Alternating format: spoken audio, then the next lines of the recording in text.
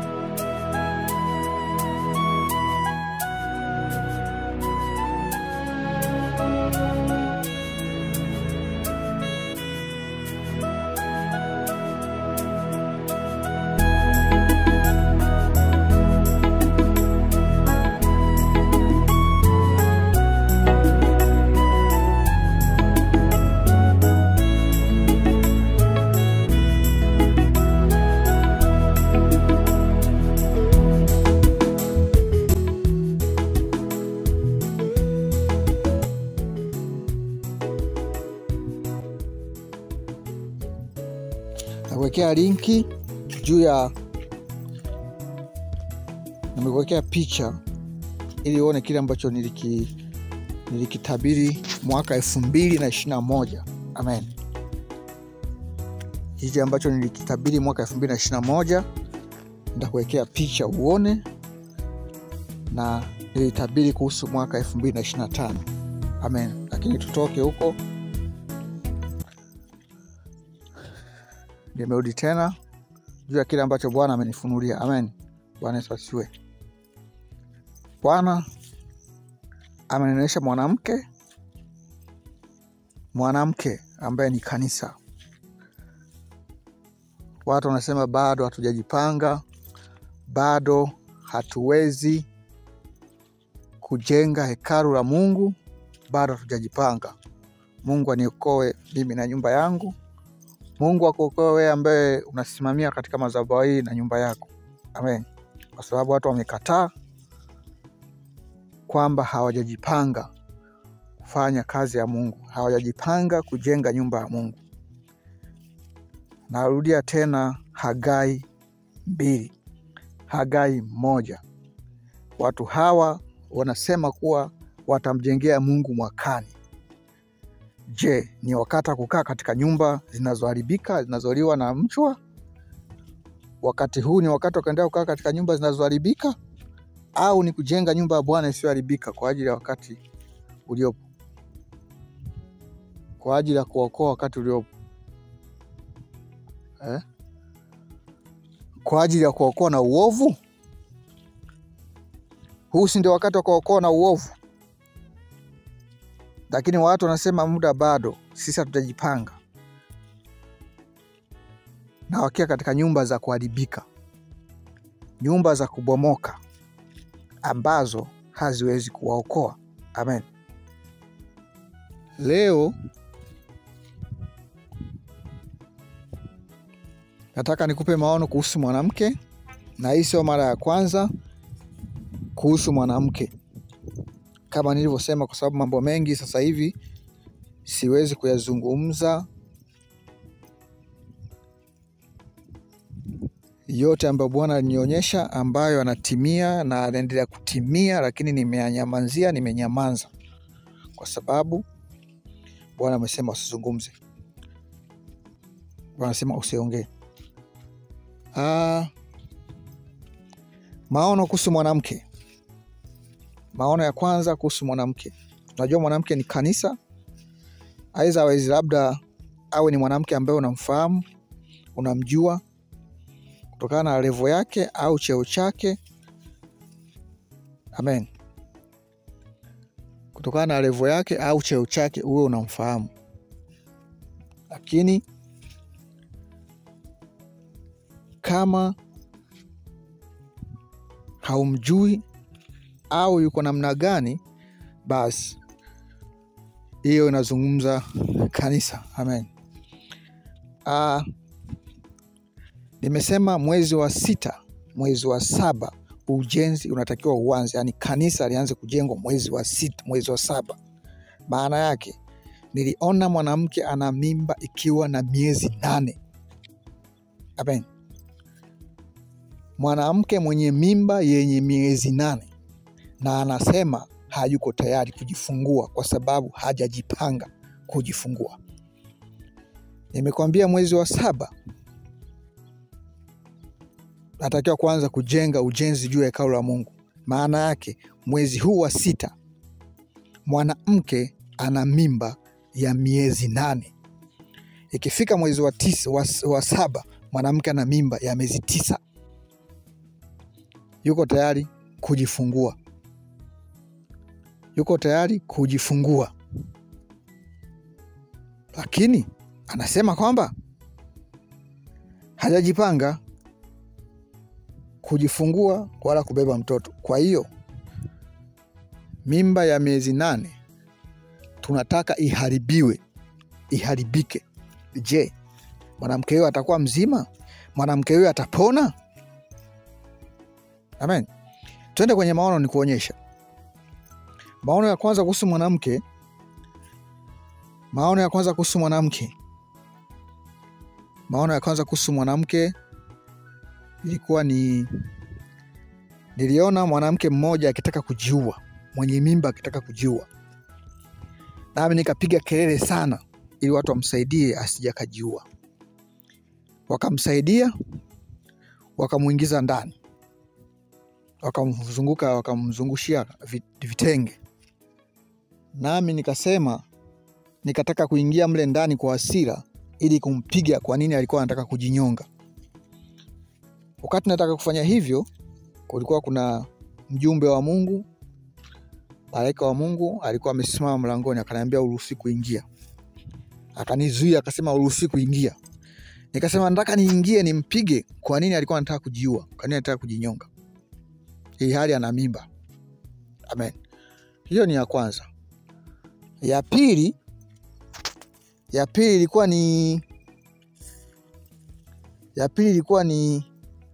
juzi, wakati niko kwenye maombi kuombea juu ya hekalu la Mungu, kuombea juu ya madhabahu, kuombea juu ya kanisa, ndipo nikapata kuona. Amen. Mwanamke na mwanaume, mwanamke akiwa na mimba na mume wake wakizunguka kutafuta namna ya kutoa ile mimba. Nilikuwa nikiwafuata na kuwatazama. Ndipo wakaja mahali nilipo, palikuwa na dirisha. Wakaita mtu. Wakamwambia, bwana, tunaomba tusaidie, tunataka mwanamke wangu tutoe hii mimba kwa maana hatujajipanga kulea. Na mimba ina miezi 8. Niko ninawatazama, ndipo nikamwambia yule mwanamke, nipe nguo yako. Aliponipa nguo yake ilikuwa haieleweki. Yaani nguo haieleweki. Nikamwambia, hii ni nguo gani? Mbona haieleweki mbele wala nyuma? Unajua mambo ya kisasa. Wanawake wanavaa nguo ambazo ukiangalia unasema hii nguo namna gani? Nguo za kisasa. Sasa nilivyomwambia hivyo, nikawa naangalia ile nguo, ilikuwa na maandishi ya rangi ya blue. Nikawa naficha yale maandishi. Yule mtu ambaye wamemuita kuwatafutia daktari ili awasaidie kutoa mimba asiyasome, asijue. Akasema daktari yupo, kama mnataka kutoa mimba hamna shida, daktari yupo, lakini kutoa mimba ni shilingi 800. Mimba ya miezi 8 na kuitoa ni shilingi 800. Ndivyo aliwaambiwa. Nikasema ina maana kila mwezi ni 100,000. Mimba ya mwezi mmoja 100,000, ya miezi 2 200,000. Nikawa najiuliza namna hiyo.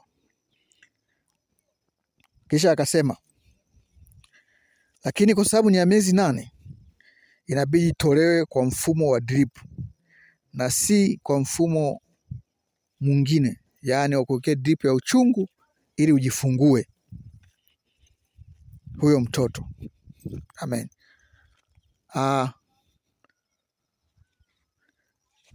Basi wakachukuzana na ule bwana, wakaingia katika sehemu ya kutolea mimba akiwa amewekewa drip ya uchungu, lakini uchungu ulimshika sana yule mwanamke na alikuwa ameshikilia sindano. Hivyo niliamua kumnyang'anya zile sindano moja ya drip na sindano nyingine kubwa ilikuwa kama ya ng'ombe, asije akamuua yule mwanaume wake. Bana uchungu ulivyokuwa unamshika angeweza hata kumchoma yule mwanaume. Nikamzuia hiyo nikamnyang'anya hizo sindano na kwenda kuzihifadhi katika chumba kingine. Yeye akiwa anahangaika na uchungu wa kuzaa. Lakini malaika mjumbe alikuwepo kila hatua. Yaani mimi nilikuwa na malaika, tulikuwa tufanye chochote zaidi ya kuangalia wanavyozunguka na yanayoendelea. Kwa hiyo cha kwanza nilichofanya mimi pale nilipomwambia lete nguo yako, na pale nilipomnyang'anya zile sindano, basi ndio kitu ambacho mimi nilifanya. Lakini zaidi ya hapo malaika alikuwa anaangalia tu na mimi naangalia tu wanayoyafanya. Amen. Maana yake ndio hii. Amen. Sikiliza, maana yake ndio hii. Amen. Tumetoa ujumbe juu ya hekalu la Mungu, juu ya sanduku la agano ambao watu wamelitelekeza, wameliacha, na agano ni mtu na sanduku la agano ni mtu na agano ni mtu. Mungu alifanya agano na Musa. Ndio maana ukaliona ile sanduku la agano, maana Musa ndo alifanya agano na Mungu juu ya Israeli kama alivyofanya Ibrahimu. Sawa. Na leo ndio hivyo hivyo, mjumbe wa agano Musa amefanya agano na Mungu juu ya wakati wa mwisho. Sasa tumewaambia eneo hili au ujenzi huu tunaotaka kujenga hekalu hili ni ujenzi unatakiwa haraka sana, kwa sababu ya yale wakati tunaoendea kwa ajili ya utukufu wa Mungu. Kwa hiyo hekalu linatakiwa lijengwe haraka sana iwezekanavyo. Lijengwe kwa haraka sana. Na muda ndio umefika. Kazi inatakiwa ianze. Nami sina hata shilingi 10. Sina hata shilingi 100. Lakini Bwana anasema ninataka mwezi wa 7 kazi ianze. Amen. Maana Mungu anawajua watu wake. Maana mimi ni mjumbe tu, kazi yangu ni kufikisha ujumbe. Na akasema uasisitize kweli kweli. Maana wengine wamezoea mtu anapotoa ujumbe mpaka awe na koroma sana, au awe analia, au awe na garagara ndo anaamini huo ujumbe ni wa Mungu, au ndo anaamini kwamba ujumbe uko serious. Lakini mimi sauti yangu ndo hiyo, sina sauti ya kukoroma wala sina uwezo wa kulia mpaka kugaragara, kwa sababu ni mengi ambayo ninapambana nayo. Kwa hiyo ni kama chuma, kama shaba, yaani maana yake nina roho ya shaba, mkavu, nikisema nasema mkavu. Amen. Watu wasipojenga nyumba ya Mungu, tumwombe Mungu atuokoe. Tumwombe Mungu atuokoe na nyumba zetu. Tumwombe Mungu atuokoe. Basi ndio hicho tu. Tutamlilia Mungu atulinde, atufunike na uvuli wake, na mbawa zake. Basi kwa sababu kanisa limekataa. Amen. Kwa hiyo maana yake sasa, angalia, mimba ni ya miezi 8 na kuitoa mimba ni shilingi 800,000. Sawa. Bwana akaniambia ndio maana umeambiwa mwezi wa 7 ujenzi uanze. Watu wanasema huu si wakati wa kumjengea Mungu, tutamjengea mwakani, tutamjengea baadaye. Je, ni wakati wa kukaa kwenye nyumba zilizoharibika?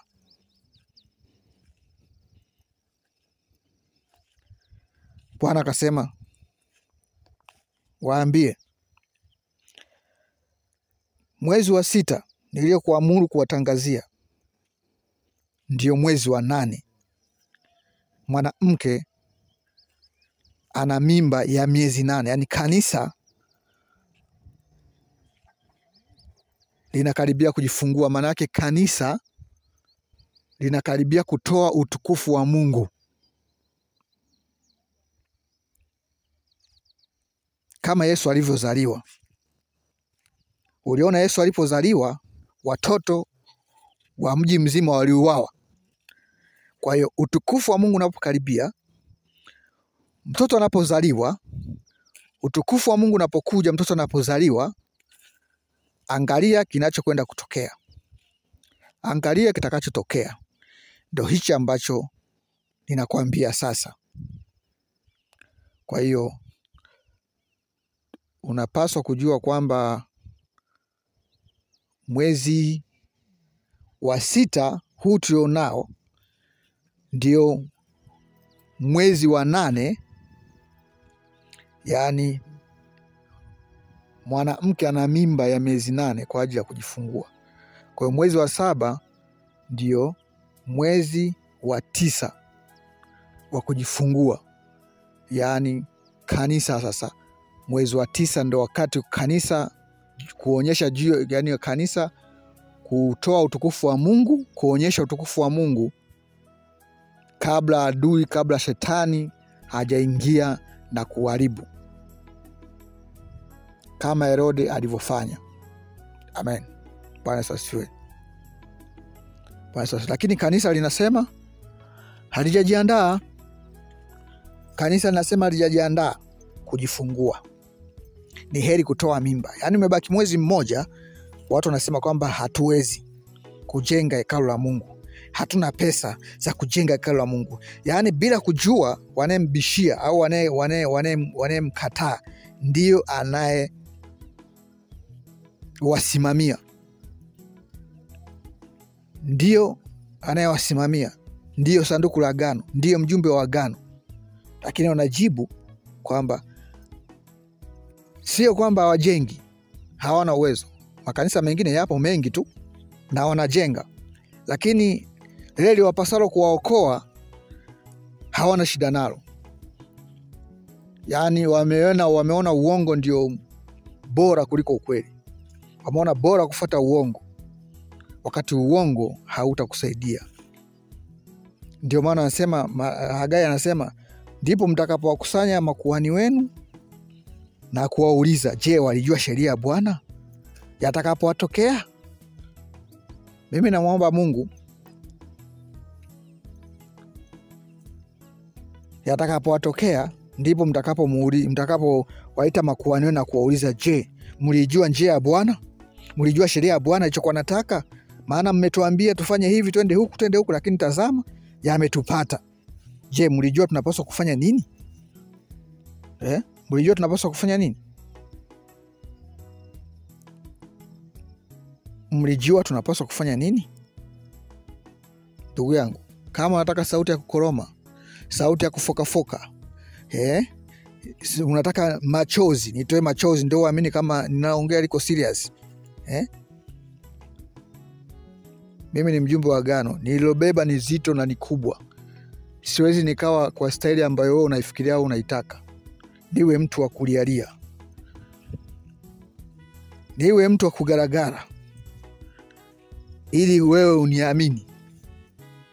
Lazima niwe na shingo ngumu, niwe na roho ngumu, niwe na moyo mgumu kama mjumbe wa agano. Kama mjumbe wa agano. Musa alipotoka mlimani kuja na sheria za Bwana, alikuta watu wameshatengeneza ndama tayari wanaabudu. Musa alilia. Je, alianza kuwaombea toba wale watu? Alichofanya ni kuamua tu, jamani, anayenisikiliza akae huku, asiyenisikiliza akae huku. Kwisha. Na asiyesikia ardhi ilifunguka ikawameza wote. Kwisha. Wakati Bwana anaongea na Musa, anampa sheria na kumpa maagizo, Ukiachana yale mzee amri 10 za Mungu, anampa maagizo, fanya hivi, fanya hivi, fanya hivi, siku 40. Wakaona anachelewa, wakaamua kutengeneza ndama. Na alipokuja alifanya nini? Aliamua tu wa huku akae huku, wa kushoto akae kushoto, wa kulia akae kulia. Basi ndio kitakachotokea. Kataeni kanisa la Mungu. Si linakataa kujifungua, linakataa utukufu wa Mungu. Linasema bado saizi sisi hatujajipanga kumpokea Kristo, hatujajipanga juu ya utukufu wa Mungu. Linakataa. Sasa kanisa lijipange, sawa, liendelee kujenga nyumba zinazoharibika, endelee kujenga nyumba za sanamu, endelee kujenga sanamu za ng'ombe, sanamu za ndama. Alafu Mungu atakaposhuka yeye kwa nguvu zake, tuone kama sanamu za ndama zitabaki na wale wanaoziabudu kama zitabaki. Amen. Bwana asifiwe. Niishie hapo. Mungu akubariki sana. Wewe unayenisikia, hicho ndicho ambacho nimekiona juu ya mwanamke, juu ya kanisa la leo, kwamba alijipanga kumpokea Kristo. Inataka sijui lijipange mwaka gani, sijui lijipange lini, inampangia Mungu masharti. Wakati wa Bwana umefika, lakini watu ndo wanampangia muda. Amen. Labda nimalizie maono ambayo niliona juzi kuhusu mkono wa Mungu ukizunguka katikati ya msalaba kama mshale wa saa. Unajua ule mshale wa saa wa sekunde, ndio mkono wa Mungu ulivyokuwa unazunguka. Yaani mkono wa Mungu huko katika, yani tuseme ni saa, mshale wa saa upo katikati ya msalaba unazunguka pande zote. Ambapo mshale huo ulionekana ni mkono wa Mungu unazunguka kumtafuta mjumbe wa agano ili kumfundika, ili kumlinda. Sasa kama